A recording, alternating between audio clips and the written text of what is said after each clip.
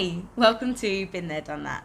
This is all about employment tribunals, things you might need to know if you're thinking about taking your case to a tribunal and how to represent yourself. In this video, we're going to talk about ACAS and the role that they play in tribunals. ACAS have a very, very big job at the beginning, and then they're kind of involved a little bit in other parts as well. Let's get to it. So when you are first thinking about bringing a case, and actually before you even bring a case, a quick phone call to ACAS is really, really useful. ACAS are not on the employer's side or the employee's side. They're on no one's side, but they do know all the rules that everyone should be following, all the time frames that matter, and everything I might talk about in this video. If you're not really sure what to do next, just ring them up, and they'll be more than happy to point you in the right direction. They won't give you advice because they're not on your side, but they will tell you what all the rules are. The role that ACAS play in early conciliation is basically a preliminary step to try and help the majority of cases from not needing to get to the courtroom, because there is somebody there who is completely neutral, talking to both sides independently, trying to work out if these things can be resolved without going to court. So basically they're looking at whether a settlement or reinstatement or apology or whatever would solve this so that it doesn't have to go down the big route of court. My experience with ACAS Conciliation was that they were perfectly friendly and helpful and they knew all the rules, but in my case they undervalued and underestimated the case so much that they were trying to push me to settle.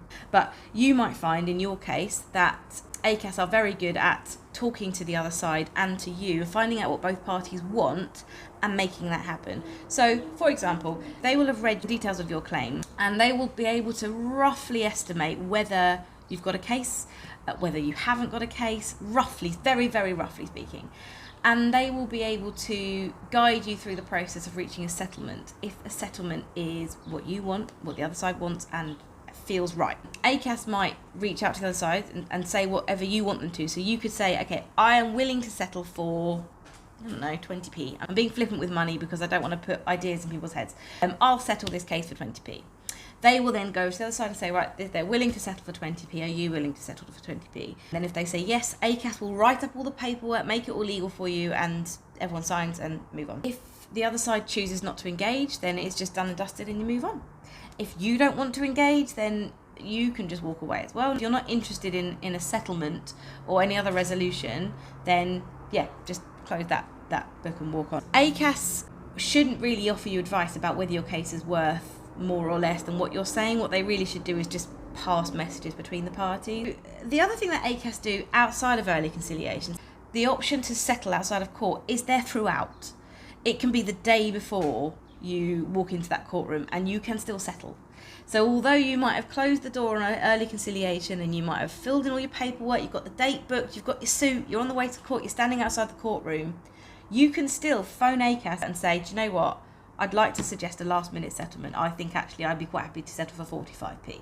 You might be able to resolve it before you walk into the door. It's not been unheard of for the court to be sort of halfway through, take an adjournment for a break, and in the break for the parties to talk to each other and try and reach a settlement then. It can quite often dawn on an employer once you're in that room that actually they're going to lose. And it's not going to be pretty, and if they lose, the judgment is going to be public and everyone's going to know about it, and actually yes, I prefer to settle this quietly and I don't really want to be here anymore. Anything can happen. So if the outcome that you're looking for is a fair settlement, don't worry that you've closed the door on ACAS early conciliation and gone to court. That doesn't mean that a settlement is off the cards forever. In my case, early conciliation was a year in the past and I was still getting messages from their lawyers suggesting that we settle for this amount. I just kept turning them down because for me it was about justice. And in my case, justice would not have been done if I had taken a settlement and gone away quietly and agreed to never talk about it again. In my case, I had to go through with it, even if doing so would have resulted in a lower outcome financially, because I wanted to hold them to account, I wanted them to be named and shamed, and I wanted them to be embarrassed by their behaviour. So I hope this has helped. Thanks for joining me today. We'll speak again soon.